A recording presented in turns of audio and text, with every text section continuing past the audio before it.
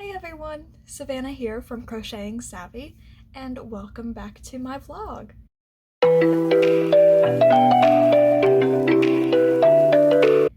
This is episode 3, and today is April 21st, 2023.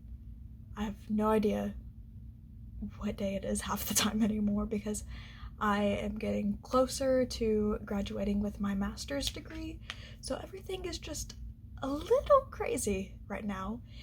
And of course, my innumerable projects and my dogs and working and everything does not help at all.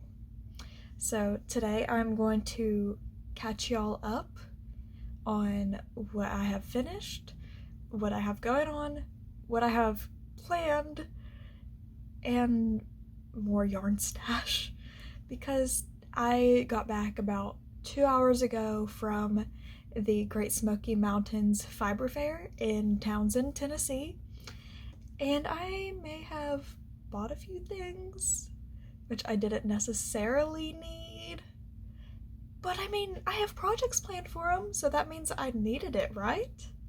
Because nothing in my stash would have worked. To be fair, they are fingering weight.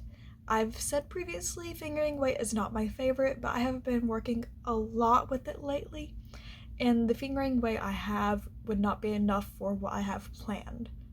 So I guess it was necessary, but I mean, y'all can't judge me.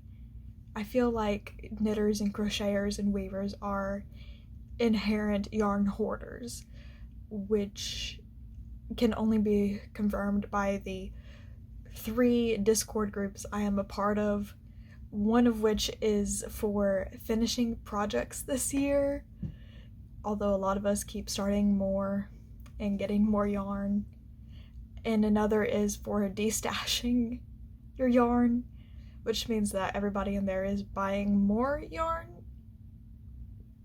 So yeah. Also, it is spring, and I felt like it was time to bring back out my lovely earrings. These are the Sunburst earrings, which I designed last year. You can find the pattern in my Ravelry and my Ribbler stores. I'm not entirely sure if it's on my blog yet, but I plan on getting it on there. Alright? Let's start with what I have finished, okay?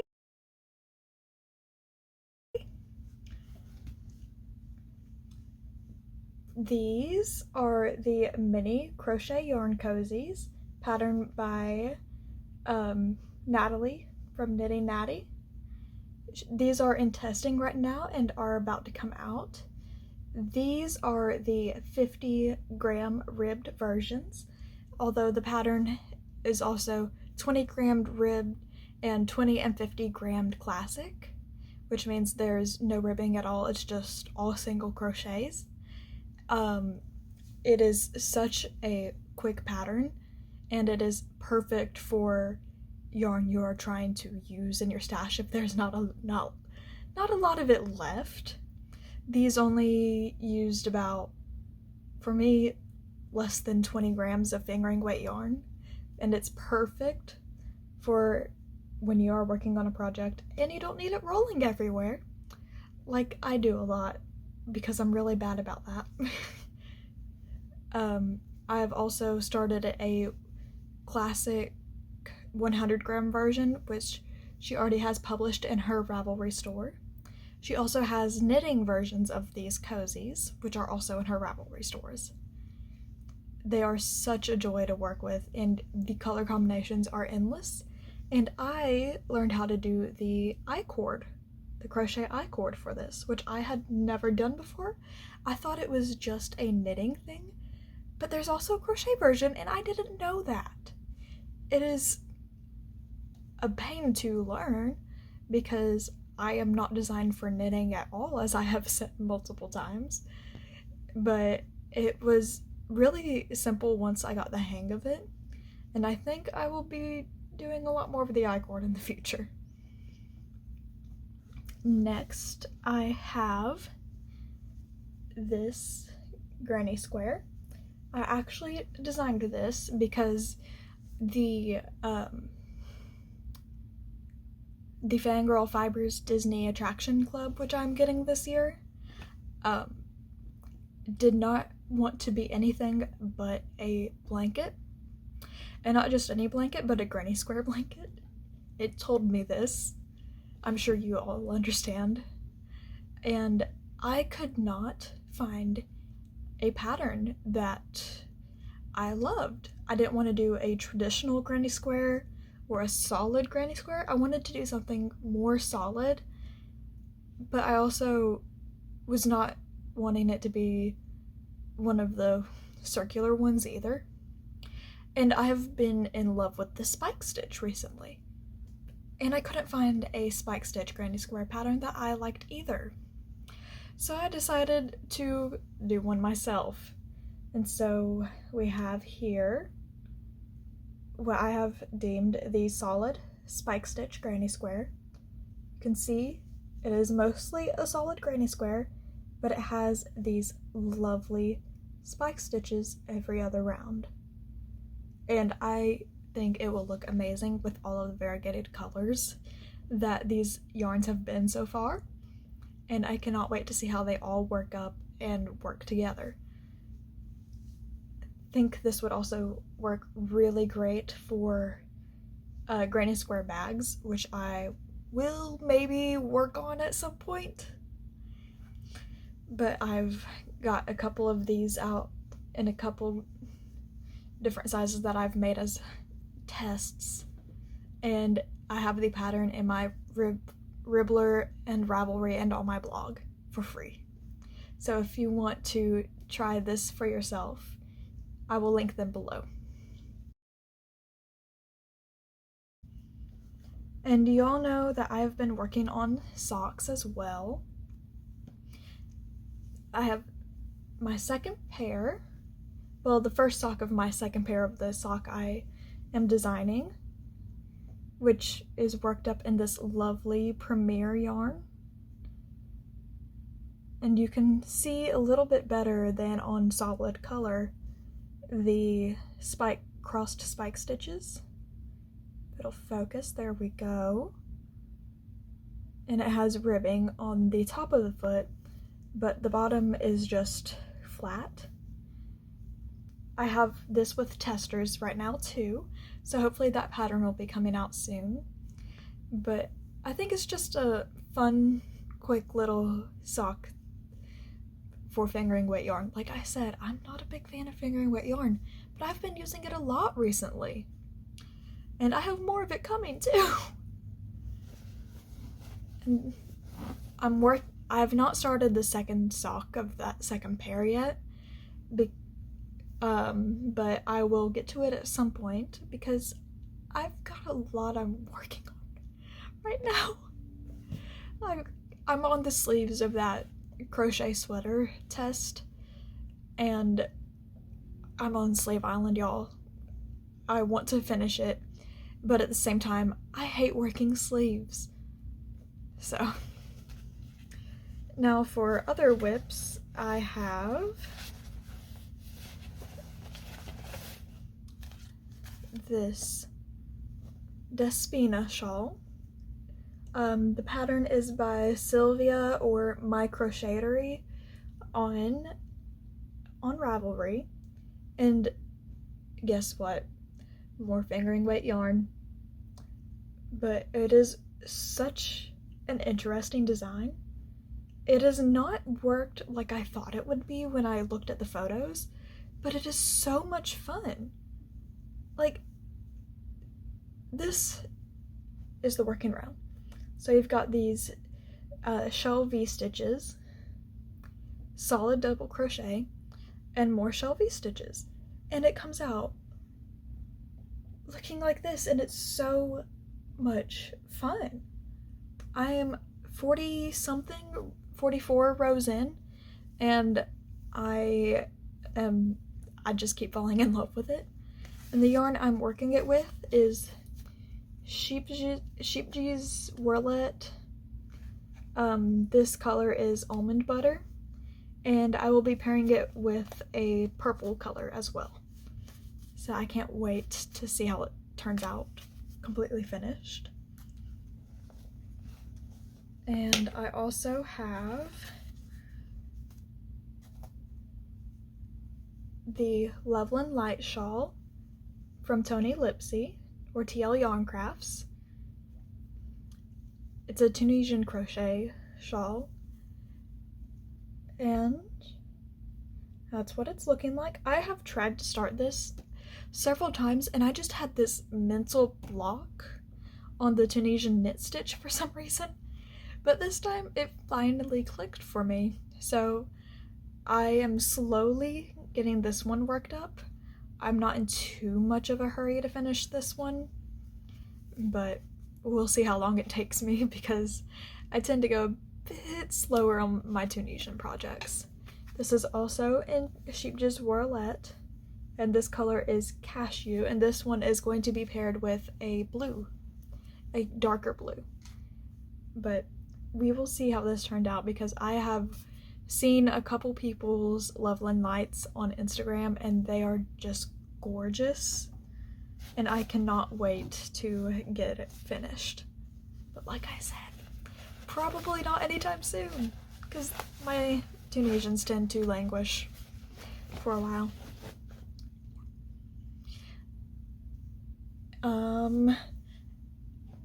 I said last time that I would get my iris scarf light tutorial put out within the next week. It's been about 2 weeks.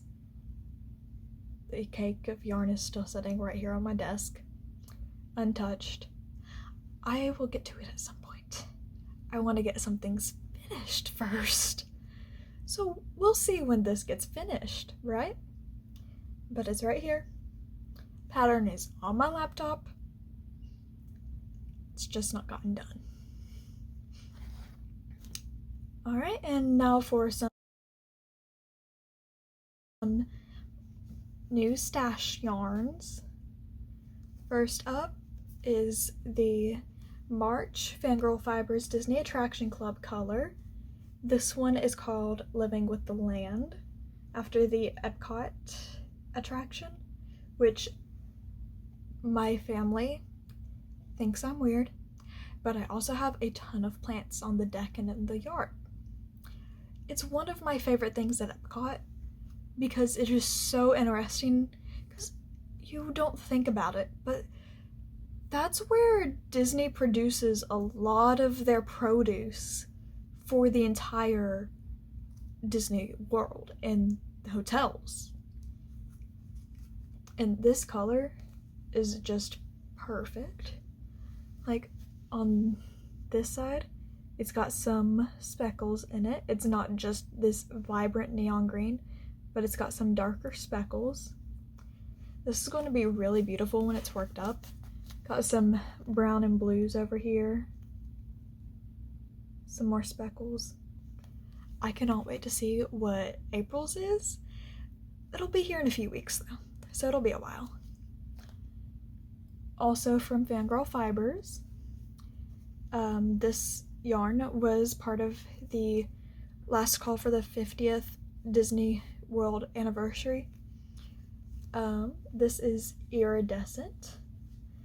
I've got the DK weight, which is 100% superwash merino, but look at these colors. And I've also got this lace weight fluff in iridescent as well, which is 72% kid mohair and 28% silk. It is so soft and so fluffy, and it holds the color so well. Look at this. Those blues are practically the same. Usually fluff does not hold the color as well, but this does. So I wasn't going to get any of this, and then I saw it and I was like, that needs to be a scarf. I don't know what pattern yet, but it's going to be a scarf. From the Great Smoky Mountains Fiber Fair today, I got this lovely color. It is Daffodil Spring from Holly Dye Works, who is based in Mississippi. This was the weekend special yarn. It is fingering weight. It is 80% superwash merino, 10% cashmere, and 10% nylon. Super soft. That 10% of cashmere does a lot. And this is going to end up being the Hawthorn Tee by Hannah Cross on Ravelry. Look at this soft peachy orange. And then this wonderful soft blue. This is going to be beautiful when it's worked up. And that tee is just going to show it off gorgeously. I cannot wait to get that done, guys. But that is one of the shirts that I will be doing for the summer tee make-along, which I will link to who is hosting that in the comments below. Also, I got from Paper Crane Yarns today this Aura on fingering on 75/25 superwash merino and nylon. See if I can. Nope, the lighting is just not doing it justice. This is beautiful orangey red peach, variegated with speckles. See if I can get some of these speckles on here. Look at that. This is going to end up being the Marley lace top by Nicole Chase on Ravelry. And y'all cannot wait to see what this ends up looking like because it's so pretty. Like, I was going to get a purple variegated. I think African Violet was the name of that colorway. And then I saw this one and I was just like, nope, going for that one. I also got this gorgeous project bag from her. Look at those dinosaurs with their ice cream cones. I'm a dinosaur girl. I always have been. I was obsessed with dinosaurs as a kid and wanted to be an archaeologist and go find dinosaur skeletons. Look at it. So cute. I'm trying to up my project bag game because right now I just have projects everywhere on different surfaces, and my puppy thinks yarn is a toy, so that's not the best. Last thing I got today from Wool Tincture Dyes is some bare yarn and some dye packs. I don't need another project. I don't need another hobby. I've been wanting to learn how to dye yarn though, and this is just such a simple way to do it. I had to. So I will be keeping y'all updated on how this turns out, and you may or may not see me spending a lot of money on it in the future. I don't need another hobby. I don't, but I've not gotten a spinning wheel yet, and today tried really hard to convince me that I need a spinning wheel. But we'll see how all of this goes, and I guess we'll see how many things I get finished next time. But it was great talking to y'all. I'm sorry I've not got that Iris Scarf light pattern out yet. Well, it's on my blog and in my shops, but the video tutorial is not out yet. I promise I'll get to it soon. I promise. It may be after May 21st though, because I graduate that weekend. So we'll see. But I'll see y'all in the next vlog, okay? Bye!